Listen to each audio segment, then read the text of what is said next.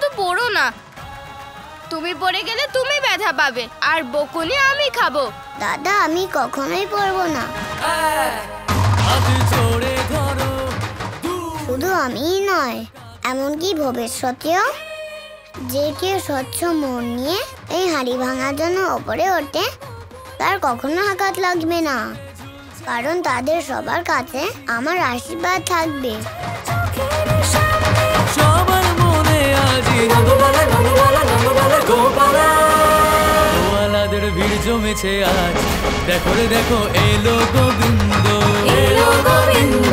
গোপালাদের ভিড় জমেছে আজ, দেখো রে দেখো এলো গোবিন্দ, এলো গোবিন্দ।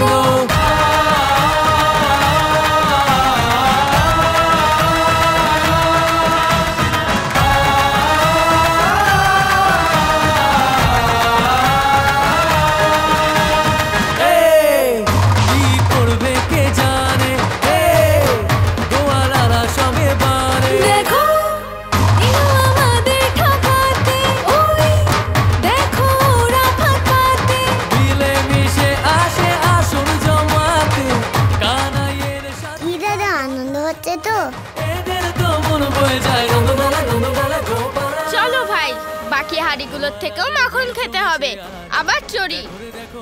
না দাদা, বেশি সময় নেই, বকুলের বাকি হাঁড়িগুলোর মাখনও খেতে হবে। তাই এখন হাঁড়ি পেরে নয়, হাঁড়ি ভেঙে মাখন খেতে হবে। ঠিক আছে ভাই।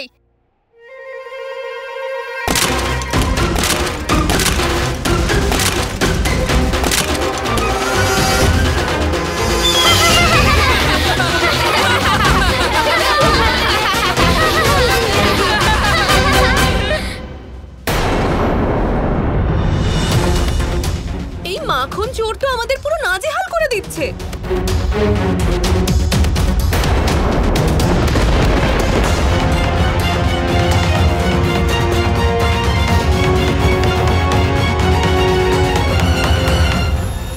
যশোদা রানী, নর্মদা,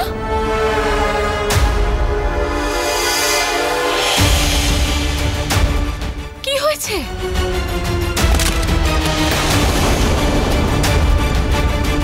তুমি তো বলেছিলে যে মাখন চোর একজন বাচ্চা। ও যদি বাচ্চাই হয় তাহলে এত উঁচুতে রাখা কলসি কি করে ভেঙে দিল? দেখো কি করেছে, সব ভেঙে দিয়েছে। আর শুধু আমারই নয়, এদের সবারই হাঁড়ি। এই সব কিছু তোমার জন্যই হয়েছে যশোদা রানী। আমি তো বলেছিলাম অন্য কোনো পরিকল্পনা ভাবতে, কিন্তু যশোদা রানীকে তো নিজের কথাই বিশ্বাস করতে হবে। এবারে কংসকে কি করে দ্বিগুণ কর দেব? গোকুলের একটা হাঁড়িও বাদ দেয়নি ওই মাখন চোর। আর এই সব কিছু তোমার জন্যই হয়েছে, ভুলে যেও না।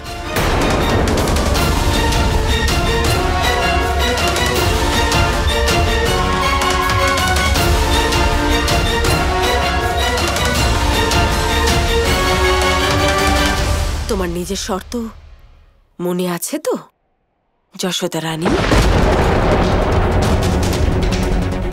যদি আমার কথা মিথ্যে হয় তাহলে আজকের পর আমি গোকুলের জন্য কোনো প্রস্তাব, কোনো সিদ্ধান্ত নেব না, আর না কারোর সাথে কথা বলবো।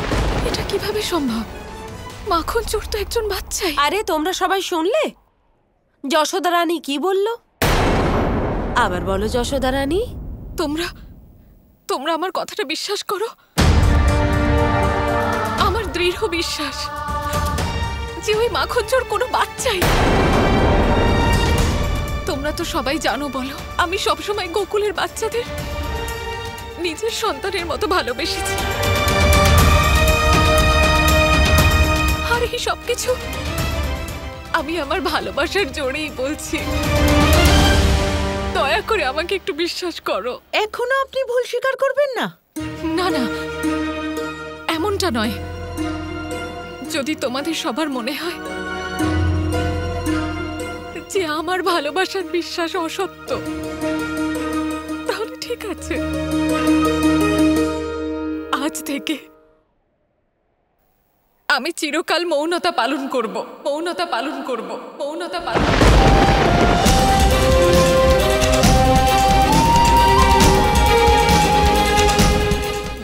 আজকের পর থেকে তোমাদের মধ্যে কেউই আমার গলার স্বর শুনতে পাবে না।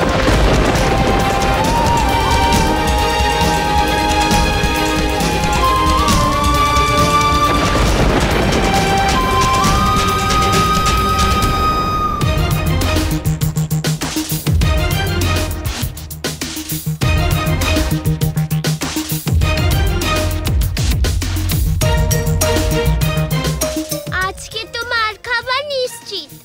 কেন? এইটুকু তুমি বুঝতে পারলে না প্রধান মশাই? এই অবস্থায় কেউ যদি আমাদের দেখে নেয় তাহলে এক মুহূর্তের মধ্যেই সমস্ত গোকুল মাখন চোরের সম্পর্কে জেনে যাবে। এত মার খেতে হবে যে ভেবেই ভয় লাগছে। কিছু একটা করতেই হবে। আগে এই মাখন কিভাবে পরিষ্কার করা যায় সেটা ভাবতে হবে।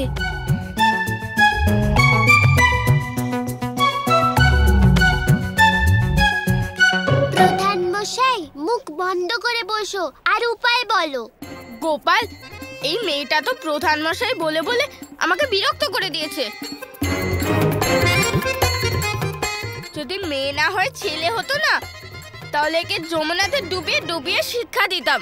ঠিক বলেছেন দাদা, শুধু ওকেই নয় আমাদের সবার এটা করা উচিত। আমাদের এই মাখন জলে ডুবে ধুয়ে নেওয়া উচিত। এ কি বলছো ভাই?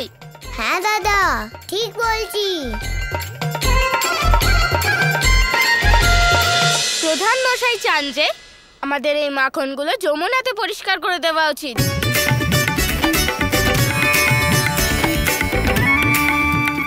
পরে বাড়ি যাব। বাহ প্রধান মশাই, কি বুদ্ধি তোমার। ভাগ্যিস দাদার মাথায় এই বুদ্ধিটা এসছে, না হলে সবাই ধরা পড়ে যেতাম। আজ কত মজা হলো, তাই না? আমি তো কখনো ভাবিওনি যে এত উঁচু হাড়ে পর্যন্ত পৌঁছবো। সম্ভব হলো কারণ আমরা সবাই একসাথে মিলে কাজটা করলাম।